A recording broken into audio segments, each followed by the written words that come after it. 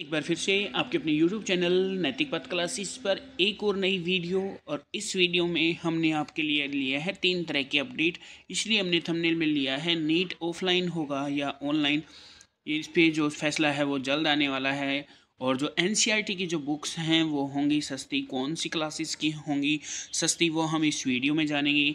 CET की परीक्षा क्या होगा, यानी कि जो कॉमन एलिजिबिलिटी टेस्ट है जो हरियाणा में होता है, इसकी परीक्षा अब कौन करवाएगा हरियाणा में। क्योंकि जो NTA है उसने बोल दिया है कि भर्ती परीक्षा आयोजित नहीं करेगा।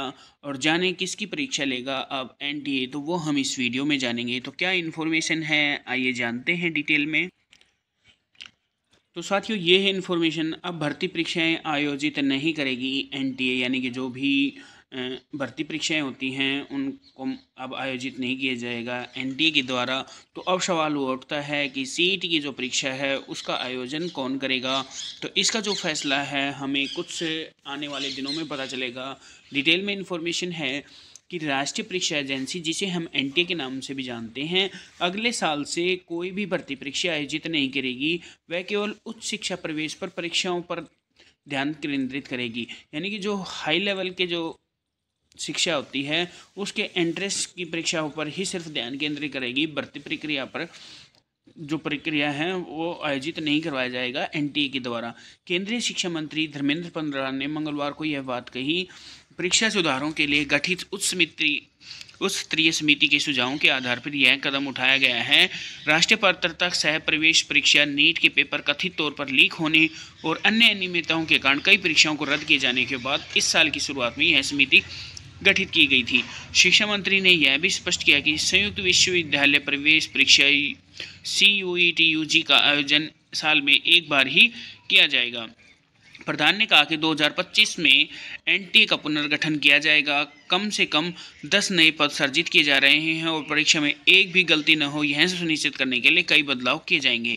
यानी कि जो NTA का जो प्रोसेस है 2025 में वो फिर से दोबारा से गठन किया जाएगा और इसमें कम से कम 10 नए पद जो हैं वो सृजित किए जाएंगे। किसी परीक्षा में किसी प्रकार की कोई भी गलती ना हो, इसलिए कई अहम बड़े बदलाव किए जाएंगे।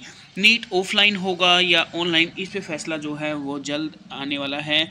प्रदेश प्रधान जी ने कहा, जो धर्मेंद्र प्रधान जी हैं केंद्रीय शिक्षा मंत्री, उन्होंने कहा है कि शिक्षा और स्वास्थ्य के मंत्रालय इस बात पर विचार कर रहे हैं कि नीट UG का आयोजन पारंपरिक पेन और पेपर मोड में किया जाए या फिर ऑनलाइन मोड में। इस संबंध में जल्द फैसला आने वाला है, यानी कि जो आपका पेन पेपर मोड, यानी कि आपका एग्जाम ऑफलाइन किया जाए या CBT एग्जाम किया जाए, यानी कि कंप्यूटर बेस्ड टेस्ट लिया जाए या पेन पेपर मोड में एग्जाम लिया जाए, इस पे भी फैसला जो है वो जल्द होने की उम्मीद है। NCERT की किताबें होंगी सस्ती। शिक्षा मंत्री धर्मेंद्र प्रधान जी ने कहा कि अगले साल से कुछ कक्षाओं के लिए NCERT की पाठ्य पुस्तकों की कीमतें कम होगी। उन्होंने कहा कि परिषद वर्तमान में प्रति वर्ष 5 करोड़ की पुस्तकें छापती है और अगले वर्ष इस क्षमता को बढ़ाकर 15 करोड़ करने की दिशा में काम किया जा रहा है।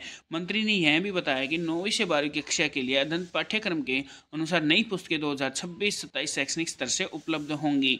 यानी कि अगले साल से जो है वो कुछ क्लासों की जो NCERT बुक्स हैं उनकी कीमतें कम होंगी और आने वाले जो समय है उसमें 15 करोड़ की क्षमता की जाएगी। पहले ये 5 करोड़ थी। तो एक साथियों ये अपडेट थी कि अब जो परीक्षाएं हैं वो NTA भर्ती परीक्षाएं आयोजित नहीं करेगी, केवल उच्च स्तरीय शिक्षा की ही प्रवेश परीक्षा आयोजित की जाएगी। और इस पर भी जल्द ही विचार किया जाएगा कि जो नीट है आपका वो ऑनलाइन हो या ऑफलाइन। और NCERT की किताबें कुछ क्लासेस की अगले साल से सस्ती होंगी। तो साथियों ये एक अपडेट थी। अगर आप इसी तरह की अपडेट पाना चाहते हैं तो बेल आइकन को ऑन कर लीजिएगा। जब भी हमारा नेक्स्ट अपडेट आएगा तो उसका नोटिफिकेशन आपको मिल जाएगा।